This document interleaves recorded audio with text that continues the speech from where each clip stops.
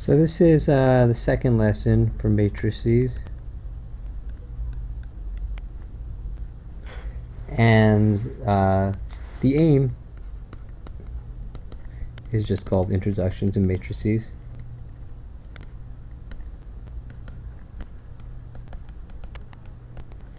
And for the do now, there's two different, two equations, two unknowns, system of equations. One of them is this,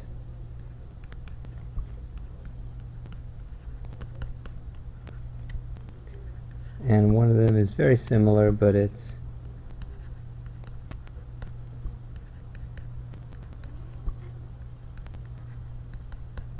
that. So I have everyone spend a couple of minutes working on those. So when you give them some time and then go over it, when you do this one and you try to eliminate the x by multiplying the top equation by 2 and maybe subtracting the two equations, what ends up happening is that you can't just get the x to be eliminated. The y gets eliminated also. You multiply this top one by 2, and then you subtract, and you get 0. Maybe you get 0 equals negative 2, something like that. And when that happens, you write that there's no solution. So there are no pairs of numbers that would make both of these equations simultaneously true. Whereas if you do the second system of equations, you get 0 equals 0. This means that there's an infinite number of solutions. But that does not mean that any pair of numbers makes the system of equations true. If you try 1 comma 1, it doesn't work. 1 plus 2 times 1 is not 5. So infinite number of solutions does not mean like all real numbers happen. Sometimes we just have an equation with x in it. Instead, there are an infinite number of solutions, but to describe them, I'll teach you how to do that now. What to write. If you take one of these equations, and I'll write down x equals t. So x can be any number, and then if you take this top equation and you replace x with t, and then you solve for y, 2y equals negative t plus 5 gives us y equals negative t plus 5 over 2. What I have here is I have this extra variable t, which gives us a way of describing all of the infinite solutions to this equation. So there's an infinite number of answers, and you could create them all by picking different numbers for t. Now graphically, the reason why this happens is if you were to graph the first two equations for question number 1, you would get sort of two parallel lines that wouldn't intersect at all. Whereas for question 2, you'd have two lines that are right on top of each other, so any point that satisfies one of the equations will automatically solve the other one too. Now something similar can happen with 3 equations, 3 unknowns also.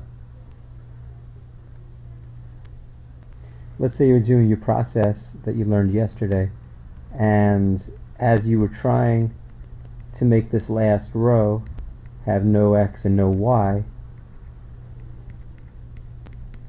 somehow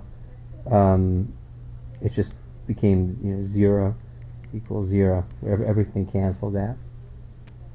That means there's an infinite number of solutions, and what you do is you say z, we'll call that t, and then on the side we say y plus t equals 7, so y equals negative t plus 7, and over here we can say x plus 2, y is negative t plus 7, and z is just t equals 10, we'll say negative 2t plus 14 plus t equals 10, or x equals t minus 4.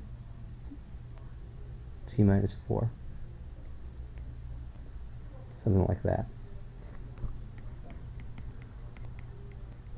So we have the infinite number of solutions described by this sort of almost like parametric equation. For any t value, we can create an ordered triple that makes this equation work, but it doesn't mean it works for all ordered triples, just for the ones that have this pattern to them, or that structure. Whereas if for some reason you were trying to eliminate the last equation, you get something like that, that would mean no solutions. There is a geometrical interpretation for this also, which we won't go too much into, but just to say, if you have an equation like x plus y plus z equals 10, there is such thing as a three-dimensional graph. It's hard to draw. This is the x-axis, y-axis, and for z they make this diagonal line kind of coming out of the screen. Well, 0, 0, 10 would be a ordered triple that makes this equation true. That would be here. 10, 0, 0 is another one, which would be here. And 0, 10, 0 would be up here. We connect these to make like a triangle, three-dimensional in space, and if we extend that out, we get a plane. So that's what systems of equations, or that's what happens when you graph equations that have three variables in them. And just like three planes can intersect at a point, that's what happens when there's just one answer. Or three planes might not intersect in any common place, or they can intersect to form a line. It's similar in that way. So that equation I just showed you would be ones where it would intersect in a line.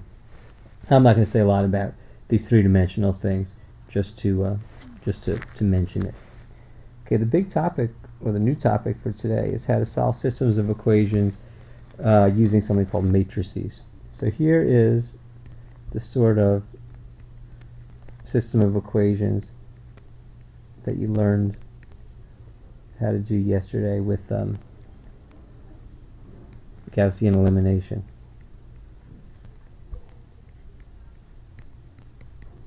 That's a 6 up here. And the last equation, x plus y. So I'm going to show you how to convert this into what's called a matrix. A matrix is just a rectangle with numbers in it like this. So what I'm putting in this rectangle are all of the coefficients. First column is all the coefficients of the x's. Second column is all the coefficients of the y's. If I close this matrix up here, it would be called a coefficient matrix. If instead I put this line here and write the three things after the equal signs, I have what's called an augmented matrix. This matrix has 3 rows, so we'll say it's a 3 by 4 because it has 3 rows and 4 columns. This is an augmented matrix. That's what it's called if you have this line down here. And just like there were 3 rules yesterday for manipulating systems of equations, there are 3 rows for 3 what are called the elementary row operations. Elementary row operations. And the first one is that you are allowed to swap any 2 rows. The second rule is that you're allowed to multiply a row by a constant and replace that row with the new answer. And the third one, which is most complicated to explain, but it's also the one that gets used the most. You're allowed to multiply a row by a number, add that row to another row, and then replace that other row with the solution. Let me show you how this works with this example.